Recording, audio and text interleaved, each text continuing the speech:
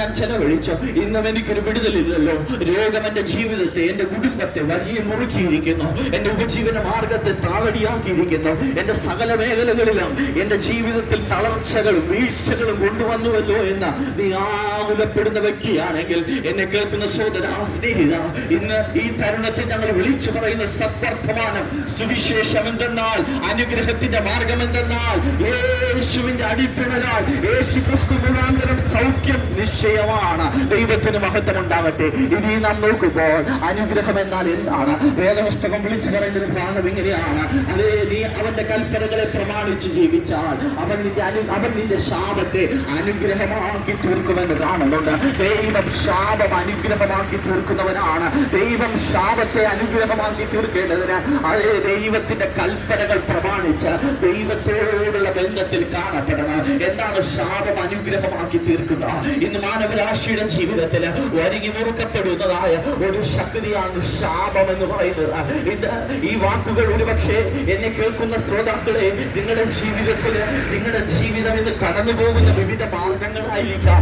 ഒന്നല്ലെങ്കിൽ പല മുഴുവത്ത് നിന്റെ കുടുംബ ജീവിതത്തിൽ, നിന്റെ വ്യക്തി ജീവിതത്തിൽ, നിന്റെ ഉപജീവന മാർഗത്തിൽ നീ ചിന്തിച്ചിട്ടുണ്ടാകാം, നിന്റെ നാവെടുത്ത് പറഞ്ഞിട്ടുണ്ടാകാം, എനിക്കൊരു മുന്നേറ്റമില്ലല്ലോ, ഒരു ഉയർച്ചയില്ലല്ലോ, എവിടെയും പരാജയമാണല്ലോ, ഇതെന്താണ്, ഇതെന്റെ തലയിലേക്കാണോ എന്നൊക്കെയും നീ പല വിധത്തിലുള്ള ജീവിത സാഹചര്യങ്ങളിൽ പുറത്തുള്ള വ്യക്തിയായിരിക്കാം. ഇതൊരു ശാപമാണല്ലോ, എന്റെ ജീവിതം, എന്റെ ജന്മം തന്നെ ഒരു പാഴാണല്ലോ എന്നൊക്കെയും പല സാഹചര്യ നിമിത്തം ജീവിതത്തിൽ വന്നു നേരിടുന്ന പല പ്രശ്നങ്ങളുടെ പ്രതികൂലങ്ങളുടെ മധ്യേ അതേ കുടുംബമായി വ്യക്തിപരമായി ചിന്തിച്ചിട്ടുണ്ടാകാം. ഒരു മുന്നേറ്റമോ ഒരു ഉയർച്ചയില്ല എന്ന് ചിന്തിച്ച് ഇന്ന് അനേകർ അവരുടെ ജീവിതത്തിൽ നിരാശയിൽ അകപ്പെട്ടിരിക്കുന്നു.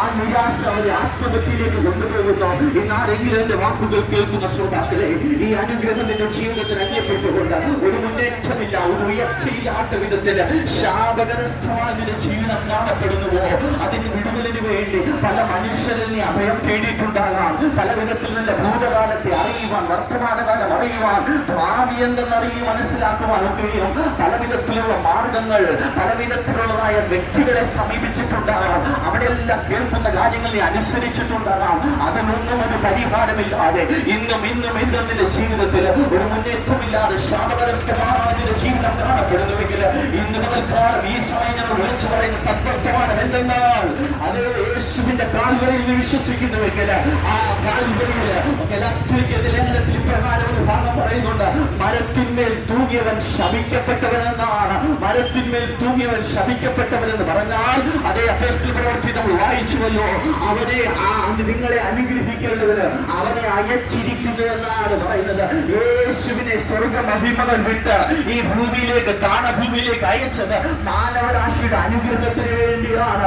പാപം ചെയ്ത് ശാപകരസ്ഥമായ മാനവരാശി, ശാപത്തിൽ അതപ്പതിച്ചു പോകുന്ന മാനവരാശിയെ അനുഗ്രഹപൂരിതമായ ജീവിതത്തിന് വേണ്ടി മനുഷ്യന്റെ ശാപം മുഴുവനും തന്മേൽ ചുമത്തപ്പെട്ട് അതേ മൂന്നാടിമേൽ കാൽവരി ക്രൂശിൽ ചുമത്തപ്പെട്ട ക്രിസ്തുവിൽ നീ വിശ്വസിക്കുന്നുവെങ്കിൽ നിന്റെ ശാപത്തിന്, നിന്റെ ജീവിതത്തിലെ സകല മുന്നേറ്റത്തിന് വിപരീതമായി, അത് ഉയർച്ചയില്ലായ്മയ്ക്ക് വിപരീതമായി നിൽക്കുന്ന എല്ലാ ശാപങ്ങളും യേശു കാൽവരി ബാധിച്ചിരിക്കുന്നു എന്ന് വിശ്വസിക്കുവാൻ തയ്യാറാണോ? അതിന്റെ മാർഗം ഒന്നേ ഒന്ന്. ഒരുപക്ഷെ പല വ്യക്തികളുടെ ആലോചനയിൽ കേട്ട് പരാജയപ്പെട്ട വ്യക്തിയായിരിക്കാം. പലവിധത്തിലുള്ള നേർച്ചകൾ, കാഴ്ചകൾ, വഴിപാടുകൾ, ഉയർച്ചകൾ ശരീരത്തെ ദണ്ഡിപ്പിച്ചുകൊണ്ട് പലവിധത്തിൽ പണം ചെലവഴിച്ച് എത്രയോ മാർഗങ്ങൾ ഒരു മുന്നേറ്റത്തിന്, അനുഗ്രഹത്തിന്, എന്റെ ബിസിനസ് അനുഗ്രഹിക്കപ്പെടണം, എന്റെ വിദ്യാഭ്യാസം അനുഗ്രഹിക്കപ്പെടണം, എന്റെ കുഞ്ഞുങ്ങൾ അനുഗ്രഹിക്കപ്പെടണം എന്നുള്ളതായ ആഗ്രഹത്തോടെ വിവിധ മാർഗങ്ങൾ സ്വീകരിച്ച് പണം ചെലവഴിച്ച് നീ ഇന്നും അത് പ്രാപിക്കുവാൻ കഴിയാതെ നിരാശപൂരിതനായി കാണപ്പെടുന്നുവെങ്കിൽ എന്നെ കേൾക്കുന്ന സഹോദര, സ്നേഹിതര, ഈ തരുണത്തിൽ ഞങ്ങൾ വിളിച്ചു പറയുന്നു: യേശു ക്രിസ്തുവിന്റെ കാൽവരിയിൽ വിശ്വസിച്ചാൽ അതേ യേശു ക്രിസ്തുവിന്റെ കാൽവരി മുഖാന്തരം സകല അനുഗ്രഹങ്ങളുണ്ട്, ശാപങ്ങൾ നീക്കപ്പെടുമെന്ന് കാണുന്നു. ദൈവത്തിന് മഹത്വം ഉണ്ടാകട്ടെ. ഇനിയും അതേ ദൈവത്തിന് മഹത്വം ഉണ്ടാകട്ടെ. ഞാൻ എന്റെ വാക്കുകൾ ഒരു വിഷയം ഇവിടെ പറഞ്ഞ് ഉപസംഹരിക്കുകയാണ്. ദൈവത്തിന് മഹത്വം ഉണ്ടാകട്ടെ. അനുഗ്രഹപൂരിതമായ ജീവിതം എന്നാൽ എന്താണ്? ദൈവത്തിന് മഹത്വം ഉണ്ടാകട്ടെ. വേദപുസ്തകം ലേഖനം 2-ാം അധ്യായത്തിൽ ഇപ്രകാരം പറയുന്നുണ്ട്: അവൻ ക്രൂശിൽ ചൊരിഞ്ഞ രക്തം മുഖാന്തരം നിങ്ങൾക്ക് സമാധാനം ഉണ്ടായെന്നാണ് വിളിച്ചു പറയുന്നത്.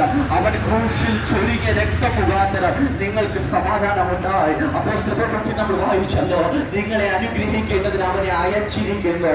യേശുവിനെ താണഭൂമിയിലേക്ക് കാൽവരിയിൽ തകർക്കപ്പെടുവാൻ രക്തം ചൊരിഞ്ഞ് മാനവരാശിയുടെ പാപശാപ ലോകത്തിന് വേണ്ടി അതേ രക്തം ചൊരിയുവാൻ തക്കവണ്ണം പിതാവായ ദൈവം മാനവരാശിയുടെ അനുഗ്രഹത്തിന് വേണ്ടി അയച്ചിരിക്കുന്നുവെന്നാണ് കാണുന്നത്.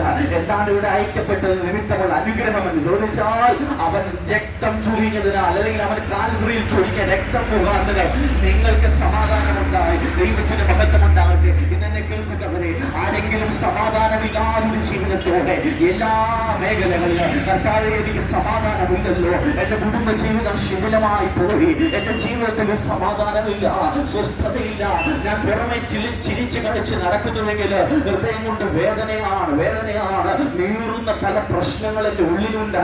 സമാധാനം നഷ്ടപ്പെടുവാനുള്ള മാർഗം അല്ലെങ്കിൽ സമാധാനം നഷ്ടപ്പെടുവാനുള്ള കാരണം ഞാൻ പറയുന്നതാണ്, പല ചിന്താഭാരം നിങ്ങളുടെ ജീവിതത്തിൽ സമാധാനം നഷ്ടപ്പെടാം. നാളെയെ കുറിച്ചുള്ള ചിന്ത, കുഞ്ഞുങ്ങളെ കുറിച്ചുള്ള ചിന്ത, അടുത്ത ദിവസം എന്താണ്, എന്ത് ചെയ്യും, ആരെനിക്കായി കരുതും, ആരെനിക്ക് നൽകും എന്നുള്ളതായ പല ചിന്തഭാരങ്ങൾ നിന്റെ ജീവിതത്തിലെ സമാധാനം നഷ്ടപ്പെടുത്താം. നിന്റെ ജീവിതത്തിൽ സമാധാനമില്ലാതെ ഒരു സ്വസ്ഥതയുമില്ലാതെ ആകുലപ്പെട്ട് നീറുന്ന ജീവിതം നയിക്കുന്ന ആരെങ്കിലും ഈ വാക്കുകൾ കേൾക്കുന്നുവെങ്കിൽ സമാധാനത്തിന്റെ മാർഗം ഞങ്ങൾ സുവിശേഷിക്കുന്നു.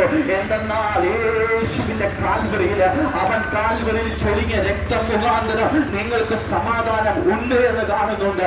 യേശുവിന്റെ കാൽവരിയിലെ രക്തം അത് സമാധാനം നൽകുന്നതാണ്. എന്നെ കേൾക്കുന്ന സഹോദരങ്ങളെ, ഇന്ന് തരുടത്തിൽ ആരെങ്കിലും സമാധാനമില്ലാത്തൊരു ജീവിതം നയിച്ച് അതേ ഇന്ന് ലോകത്തിൽ കാണപ്പെടുന്നുവെങ്കിൽ യേശുവിന്റെ കാൽവരിൽ നീ വിശ്വസിച്ചാൽ യേശു ക്രിസ്തു മുഖാന്തരം നിങ്ങൾക്ക് സമാധാനമുള്ളൊരു ജീവിതമുണ്ട്. ഇന്ന് സമാധാനമില്ലാതെ പല ചിന്താഭാരങ്ങളാണ് നീ കാണപ്പെടുന്നുവെങ്കിൽ വേദപുസ്തകം വിളിച്ചു പറയുന്നു, ഒന്നിനെ കുറിച്ച് നീ വിചാരപ്പെടേണ്ട, എല്ലാത്തിനും സ്തോത്രമെന്ന പ്രാർത്ഥനയാലോ യാചനയാലോ നിങ്ങളുടെ ആവശ്യം അറിയിക്കുകയാണ് വേണ്ടത്. എന്നാൽ സകല ബുദ്ധിയെയും കഴിയുന്ന ദൈവസമാധാനം ക്രിസ്തുയേശുവിൽ നിങ്ങളുടെ ഹൃദയങ്ങളിൽ കാക്കപ്പെടും.